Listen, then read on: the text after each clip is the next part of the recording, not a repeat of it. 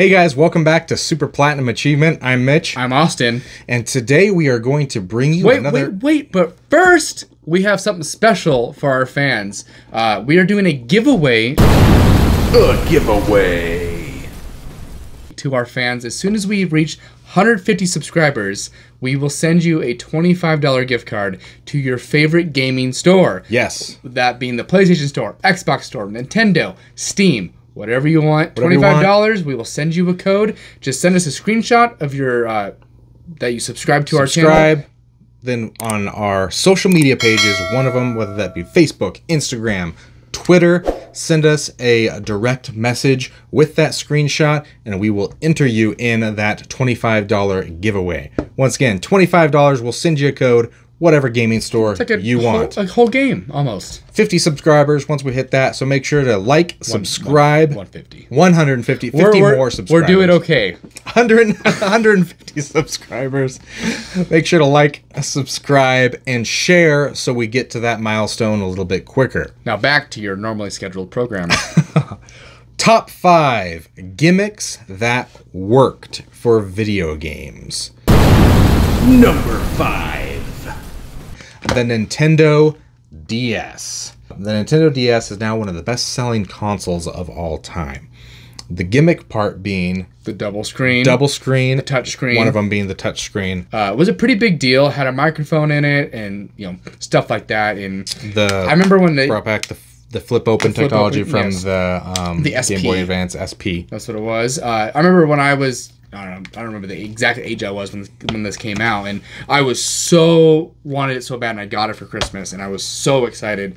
I got the OG blue one, and I still have it. I could fish it out somewhere, and I played that so much. It fit right in my pocket, The nice thing about it is, and I did this with mine, when you'd be playing a game, and like say you had to pause or something real quick, all you do is puts it in sleep mode. Yeah. It didn't shut off the console.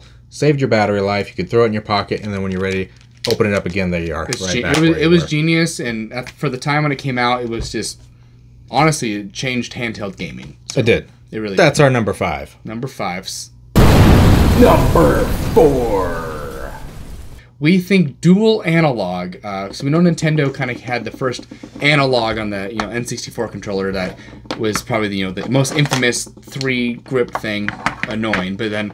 Sony on the PlayStation 1 came out with the dual analog, and that was the first time we ever seen something like that. So this is an actual PS1 dual analog controller, and Sony stuck with this look pretty much till today. I mean, yes, It's been modified, but this was kind of the first time we got to use 2 analogs instead of just using a directional pad, and every console now has a dual analog controller. You can't play without dual analog. Yeah, it's just pioneered it.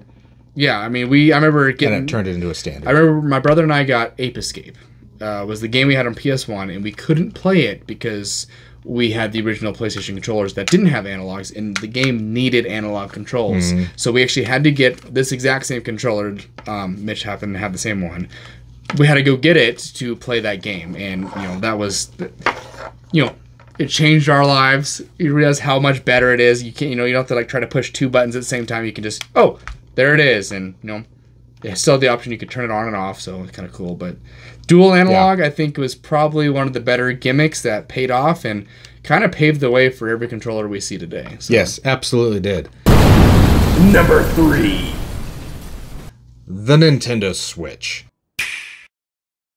The Nintendo Switch isn't a gimmick? Right? Yeah. The Nintendo Switch is a pioneer. It is the biggest gimmick that just paid off, almost. It's doing incredibly well. But yeah, no, it's now one of the most successful consoles. The first hybrid console. Yes, the handheld to TV, the controllers can come off, and you can play it in several different ways. Tablet mode, handheld mode. I guess tablet mode. What I mean, you could set it on a table and play with the controller. Has motion TV. Control, all that built in, and with the Joy-Con, and just seamless multiplayer. I mean, I guess 2-player. Genius idea. When I saw their reveal trailer of the Nintendo Switch, I was like, this is genius. Nintendo is back from the huge flop that was the Wii U. Yeah, and this was a big gamble. I mean, you have to admit this was a gamble. Because this could have obviously flopped as well, but it just was done. It's taken off, outsold the Xbox One within 3 years. Yeah. And I'm surprised, and I'm sure it'll keep going up that list because it's hugely popular. It's on track to be the best-selling console of all time right now. So, and we'll see. Only the future can tell. Number 2. the Wii. We would like to play. We kind of pioneered the whole, motion control thing. And unlike the other gimmicks in our last video where you talked about these gimmicks that happened, just the games didn't use them. The Wii used them, and that was like a big part of that. I mean, I'm sure everyone has a memory of playing Wii Sports with friends. Wii Sports, it's one of the best-selling games. Yeah, so the Wii's probably, is one of the best-selling consoles of all time. Over 100 million. But still, I mean, this was like genius when it came out. It was a way, you could play with multiple people. And a huge gamble once again because it went away from your traditional gamer and it focused on casual gamers and focused on the family, and it nailed it. Yeah, it did a really good job. There were, 75-year-olds playing the Wii because they wanted to play Wii bowling. And Wii bowling or Wii tennis or anything. I mean, you got Wii Elbow became a thing, and it ended up being don't genius. Forget, not putting the safety strap on and throwing it through your TV. Throwing it through the TV. But yes, the Wii is undeniably one of the most successful consoles of all time, and they really look at motion control now, because I know we talked about a failure of the 6-axis of PlayStation. Then the Wii kind of was like, well, we got our own motion control that's kind of better. Number 1. And that is the Nintendo 64 controller. No, not a great controller. I mean, it had a lot of things right, but that's the rumble feature for the Nintendo 64. Completely changed gaming. Yeah. All game consoles now Everything has rumble feature. It's expected. Yeah. Nintendo started with the amazing Rumble Pack, battery powered. You stuck a couple AA batteries in here. You plugged it into your controller. Take them out of the controller for the TV. Put them in there.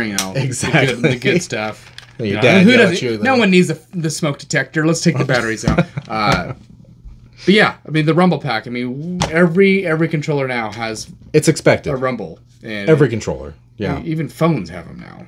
Yeah. So it's just like that really just paved the way for everything that we see today. So, and that is why it's number 1. But we do have one honorable mention, and that once again it is Nintendo. Nintendo. It's very heavy Nintendo, and that is the Amiibo. The Amiibo, and I don't think it's the reason we didn't put it in the top 5 is because it hasn't been a success to I think what Nintendo expected. Yeah.